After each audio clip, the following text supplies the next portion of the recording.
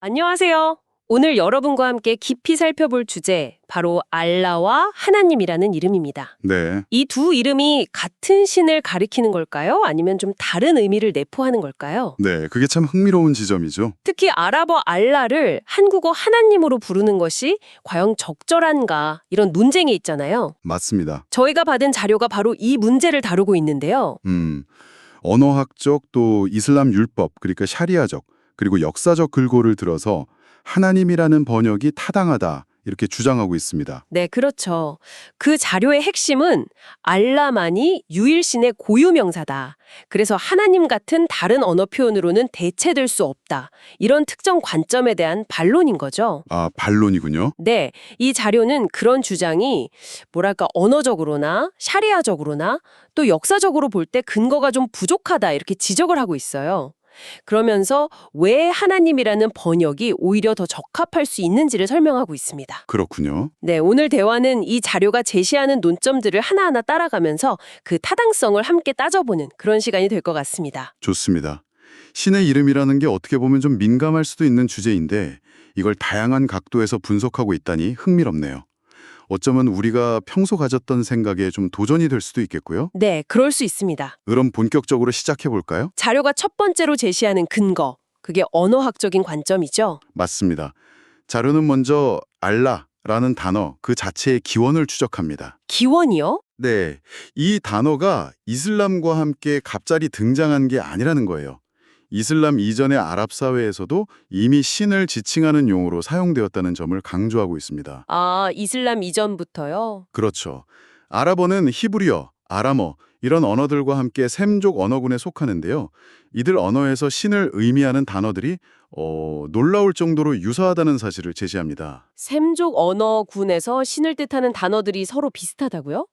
구체적으로 어떤 예시가 있나요? 네, 자료에 따르면요. 예수가 사용했던 아람어에서는 신을 엘라라고 불렀다고 해요. 엘라, 그리고 구약 성경에 주로 사용된 히브리어에서는 엘로하라고 하고요. 엘로하, 네. 그리고 아랍어에서는 알라입니다. 들어보시면 발음상의 유사성이 좀 느껴지실 거예요. 엘라, 엘로하, 알라. 네, 엘라, 엘로하, 알라 마치 같은 뿌리에서 갈라져 나온 단어들처럼 들리죠? 확실히 그렇네요. 그 엘 또는 알 같은 소리가 공통적으로 들어가는군요. 맞습니다. 혹시 이게 신을 뜻하는 단어만 그런가요? 아니면 다른 단어들도 좀 비슷한 경우가 있나요? 좋은 질문입니다.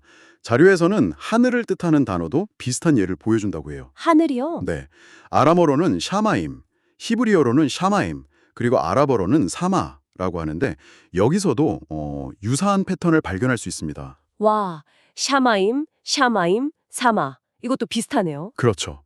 이런 언어학적 증거들은 이 언어들이 어떤 공통의 조상 언어, 그러니까 원시 세머에서 분화되어서 발전해왔다는 걸 시사하는 거죠. 그렇다면 알라라는 단어가 뭐랄까 어떤 신성하고 유일무이한 기원을 가진 특별한 이름이라기보다는 셈족 언어권에서 신을 지칭하던 일반적인 단어, 예를 들면 엘 같은 형태에서 자연스럽게 발전해온 어휘일 가능성이 높다, 이런 이야기군요. 바로 그 점을 자료는 지적하고 있습니다.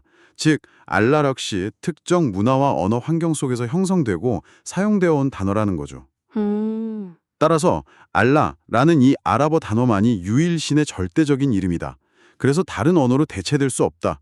이런 주장은 언어학적 기원을 고려할 때 설득력이 약하다는 겁니다. 아하... 심지어 이슬람 이전의 아랍 우상숭배자들조차 알라를 최고신 혹은 창조신을 지칭하는 용어로 사용했다는 역사적 기록도 있다고 하니까요. 네, 우상숭배자들도 알라를 썼다고요? 네, 이는 알라가 처음부터 이슬람만의 고유한 단어는 아니었다는 걸 보여주는 거죠. 와, 그렇군요. 언어의 역사적 흐름 속에서 봐야 한다는 말씀이시네요.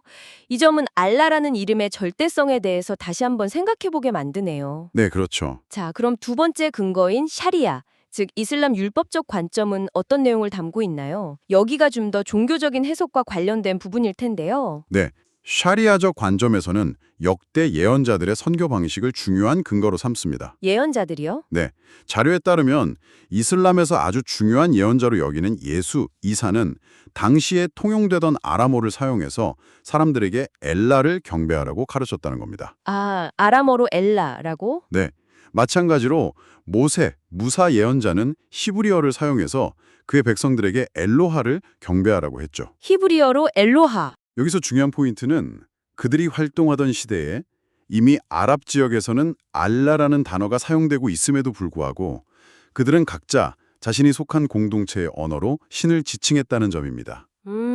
그 말은 예수나 모세가 알라라는 단어를 사용하지 않았다고 해서 신의 메시지를 온전히 전달하지 못했다거나 잘못 전달했다고 볼 수는 없다는 건가요? 자료는 오히려 정반대의 해석을 제시합니다. 그들의 행동이야말로 꾸란의 가르침에 충실했다는 것이죠. 꾸란의 가르침에요? 네, 꾸란 14장 4절에 이런 구절이 있습니다. 내가 사도를 보낼 때는 항상 그가 속한 백성의 언어로 메시지를 전달하도록 보냈나니 이는 그가 그들에게 명료하게 설명해 줄 수 있도록 하기 위함이라. 아, 그가 속한 백성의 언어로 보냈다. 그 구절은 예언자가 메시지를 전할 때 듣는 사람들의 언어를 사용해야 한다는 의미로 해석되는군요. 그래야 명확하게 전달될 수 있으니까요. 정확합니다. 자료는 바로 이 구절을 근거로 들고 있어요. 각 예언자가 자신이 파견된 공동체, 즉 그가 속한 백성이 이해할 수 있는 언어로 신에 대해 설명하는 것이 신의 뜻이자 올바른 선교 방식이었다고 주장하는 겁니다. 아하. 무함마드 예언자가 아랍인들에게 아랍어인 알라를 사용해서 유일신 신앙을 전파한 것처럼 예수는 아람어 사용자들에게 엘라, 모세는 히브리어 사용자들에게 엘로하를 사용한 것은 지극히 당연하고 올바른 일이었다는 거죠. 각자의 상황과 대상에 맞는 언어적 선택이었다 이런 거군요. 네, 그런 셈이죠. 그렇다면 이 논리를 확장하면 오늘날 한국어로 신에 대해 이야기할 때는 한국 사람들이 가장 잘 이해하고 공감할 수 있는 단어, 즉 하나님이라는 단어를 사용하는 것이 오히려 꾸란의 정신에도 부합한다고 볼 수 있겠네요. 네, 그럴 수 있죠. 단순히 아랍어 단어를 고수하는 것만이 능사가 아니라 오히려 메시지의 명료한 전달이라는 목적에 충실해야 한다는 의미로 받아들여집니다. 바로 그 점을 자료는 강조하고 있습니다. 대상의 언어로 소통하는 것이야말로 예언자들의 모범을 따르는 길이라는 거죠. 그래서 한국이라는 특정 문화 및 언어적 맥락에서는 하나님이라는 용어를 사용하는 것이 샤리아적으로도 권장될 수 있다는 그런 시각입니다. 이것은 단순한 번역의 문제를 넘어서는 거죠. 소통과 이해라는 종묘적 메시지 전달의 본질과 연결되는 부분이라고 할 수 있습니다. 상당히 설득력 있는 해석인데요. 언어적 뿌리, 그리고 샤리아적 관점에 이어서 세 번째 근거인 역사적 관점, 특히 한국 내에서의 하나님 사용 역사를 살펴보죠. 이 부분은 우리에게 좀 더 친숙하게 다가올 수 있겠네요. 네, 그렇습니다. 이 부분은 하나님이라는 단어가 과연 특정 종교, 그러니까 기독교만의 전유물인가 하는 질문에 답을 주는 부분이에요. 그렇죠. 보통 그렇게 생각하기 쉬우니까요. 네. 그런데 자료는 우리가 흔히 생각하는 것과는 달리 하나님이라는 표현이 한국의 개신교가 본격적으로 전파되기 보통 1884년 알렌 선교사 입국을 기점으로 보는데 그보다 훨씬 이전부터 사용되었다는 증거를 제시합니다. 개신교 전파 이전부터요? 어떤 증거가 있나요? 대표적인 예로 조선 중기 선조 시대의 문인인 박인로 1561년, 1641년의 시가집, 노계집을 언급합니다. 박인로 시인이요? 네, 이 시가집에 실린 오룡가라는 작품에 하나님이시여라는 구절이 명확하게 등장한다는 것입니다. 와, 하나님이시요? 네, 이게 개신교 선교사들이 활동하기 약 200년 이상 앞선 시기입니다. 200년 이상 전의 시에 하나님이라는 표현이 나온다니 이건 정말 주목할 만한 사실이네요. 그럼 그 당시 하나님은 어떤 의미로 쓰였을까요? 자료는 이 용례가 하나님이라는 단어가 어떤 특정 외래 종교의 번역어로서가 아니라 한국 고유의 사상 속에서 하늘에 계신 절대적 존재, 세상을 주관하는 창조주와 같은 의미로 이미 사용되고 있었음을 보여준다고 해석합니다. 아, 우리 고유의 표현이었다는 거군요. 그렇죠. 우리말과 문화 속에 깊이 뿌리 내린 토착적인 표현이라는 거죠. 그렇군요. 기독교 용어 이전에 이미 우리 문화 속에 존재했던 개념이자 어휘였다. 또 다른 역사적 사례도 있나요? 네, 캐나다 출신으로 한국에서 오랫동안 활동했던 제임스 S. 게일, 1863-1937 선교사의 일화도 소개됩니다. 게일 선교사를 비롯한 여러 초기 선교사들의 기록에 따르면요. 그들이 조선 후기 한국 사람들에게 성경의 창세기 첫 부분, 태초에 하나님이 천지를 창조하시니라 이 부분을 읽어주었을 때 이야기를 듣던 한국인들이 즉각적으로 아, 하나님이다 또는 저분은 하나님이시다 이렇게 반응했다는 내용이 공통적으로 나타난다고 합니다. 와, 그 반응은 마치 성경 속 창조주의 모습이 자신들이 이미 알고 있던 하느님의 개념과 일치한다고 느꼈다는 것처럼 들리네요. 네, 그렇죠. 외국에서 온 새로운 신의 이름이 아니라 자신들의 언어와 생각 속에 있던 존재를 확인하는 듯한 그런 반응이었을 수도 있겠어요. 네, 자료는 바로 그런 맥락으로 이 일화들을 해석합니다. 하나님 또는 그 당시 함께 쓰이던 하느님이라는 표현이 이미 한국인들에게 익숙한 절대자, 우주의 창조주를 가리키는 이름이었기 때문에 성경의 내용을 듣고 자연스럽게 그 이름을 떠올렸다는 거죠. 이는 하나님이라는 말이 한국 문화 속에서 얼마나 자연스러운 표현이었는지를 보여주는 또 다른 증거라고 할 수 있습니다. 역사적 용례를 보니 하나님이라는 단어의 배경이 생각보다 훨씬 깊군요.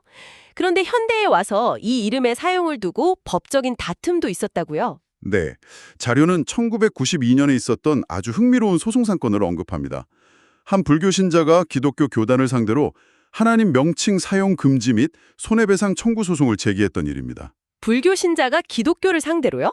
네, 주장의 요지는 하나님은 본래 우리 민족 고유의 신앙 대상 또는 절대자를 지칭하는 이름인데 기독교가 이걸 무단으로 도용해서 자신들의 유일신 이름처럼 사용하고 있다, 이런 내용이었어요. 결과가 정말 궁금해지는데요. 법원은 이 문제에 대해 어떤 판단을 내렸나요? 법원의 판결은 기독교 측의 손을 들어주었습니다. 아, 그랬군요. 네. 판결 요지는 하나님이라는 표현은 특정 종교나 개인이 독점적으로 사용할 수 있도록 법적으로 보호받는 상표나 고유명사가 아니다라는 거였어요. 한국어를 사용하는 사람이라면 누구나 신적인 존재나 절대자를 지칭하기 위해 자유롭게 사용할 수 있는 일반 어휘, 즉 낱말 이상의 법적인 의미가 없다는 것이었습니다. 아, 법적으로도 하나님은 특정 종교의 소유물이 아니라 한국어 사용자라면 누구나 사용할 수 있는 열린 단어다, 이렇게 인정한 셈이군요. 그렇습니다. 이 판결은 하나님이라는 단어가 특정 종교에 귀속된 것이 아니라 한국 사회와 언어 속에서 보편적으로 사용될 수 있는 표현임을 법적으로 확인시켜준 사례라고 자료는 평가합니다. 네. 따라서 유일한 창조주를 믿는 한국인이라면 그 존재를 자신의 언어인 한국어로 하나님이라고 부르는 것이 역사적으로나 문화적으로나 그리고 법적으로도 전혀 문제가 없을 뿐 아니라 오히려 가장 자연스럽고 적절한 표현이다, 이렇게 결론 짓는 근거가 되는 거죠. 자, 그럼 정리를 좀 해보면요. 이 자료는 첫째, 언어학적으로 알라가 셈족 공통 어원에서 파생된 단어다. 둘째, 샤리아적으로는 예언자들이 각자의 언어로 신을 전파한 모범을 따라야 한다.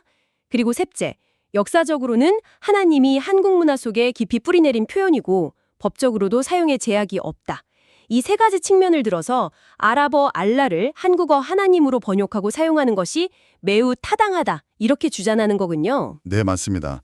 단순히 번역 가능하다는 수준을 넘어서는 거죠. 알라라는 단어가 지칭하는 그 실체, 즉 유일무이한 창조주를 한국어로 가장 정확하게 전달하고 표현하는 방식이 바로 하나님이라는 단어를 사용하는 것이다 라고 이 자료는 상당히 강력하게 주장하고 있는 셈입니다. 강력하게요? 네. 이는 각 문화와 언어의 고유성을 존중하면서도 신앙의 본질을 전달하려는 노력의 일환으로 볼 수 있겠죠. 네, 오늘 저희는 알라와 하나님이라는 이름에 담긴 복합적인 이야기들을 제공된 자료를 통해 깊이 있게 들여다보았습니다.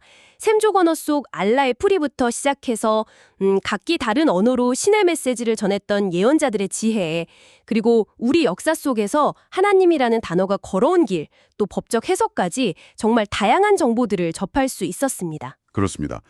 이 논의는 표면적으로는 어떤 단어를 선택할 것인가의 문제처럼 보이지만 그 이면에는 종교, 문화, 언어가 어떻게 서로 영향을 주고받으면서 정체성을 형성해가는지에 대한 더 큰 질문들이 담겨 있는 것 같아요. 네, 맞아요. 특히 다른 문화권의 신앙이나 사상을 이해하고 소통하고자 할 때 이 언어의 역할과 번역이라는 행위가 얼마나 중요하고 또 섬세해야 하는지를 다시 한번 생각하게 만드는 그런 지점들이 많았습니다. 그렇죠. 각 언어와 문화가 가진 고유한 맥락을 존중하는 태도가 정말 필수적이라는 것을 보여주는 사례라고 할 수 있겠죠. 맞아요.